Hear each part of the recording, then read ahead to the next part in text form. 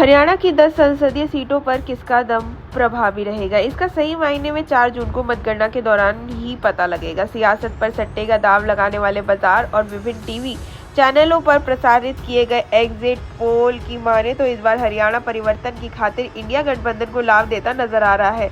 इस पोल और सट्टा बाजार द्वारा जारी सीटों का भाव हरियाणा की सभी 10 संसदीय सीटों में से 3 से 4 सीटों पर फिलहाल इंडिया गठबंधन का पगड़ा भारी दिखाई दे रहा है। वर्ष 2019 में लोकसभा चुनावों में बीजेपी सभी 10 की 10 सीटें पर शानदार जीत हासिल करने में कामयाब रही थी, तो इस बार हरियाणा बीजेपी के हाथ में 3 से 4 सीटें खिसकती हुई दिखाई दे रही है।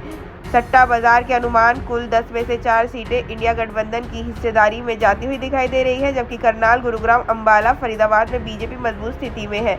हिसार में कांग्रेस व बीजेपी में कांटे की टक्कर है, इसलिए यहाँ भाव भी दोनों की ही उम्मीदवारों और कांग्रेस जयप्रकाश के भावों में चौधरी रणजीत सिंह के बराबरी के हैं। ऐसे में इस बार बाजार ने अनुमान लगाया है कि चुनाव में हरियाणा लिहाज से बीजेपी को भारी नुकसान होता दिखाई दे रहा है। टीवी पर प्रसारित हुए एग्जिट पोल की भी इस बात पर इशारा करते हुए दिखाई दिए।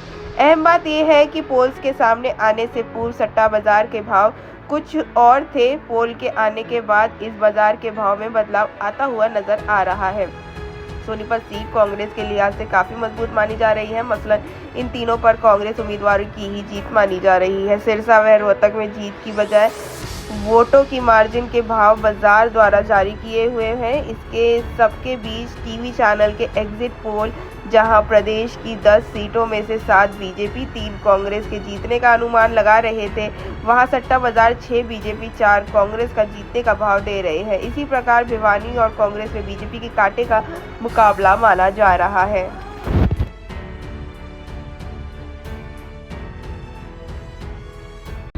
सच दिखाते हैं और सच को देखने के लिए हमारे चैनल को लाइक करें, सब्सक्राइब करें और बेल आइकन दबाना बिल्कुल ना भूलें।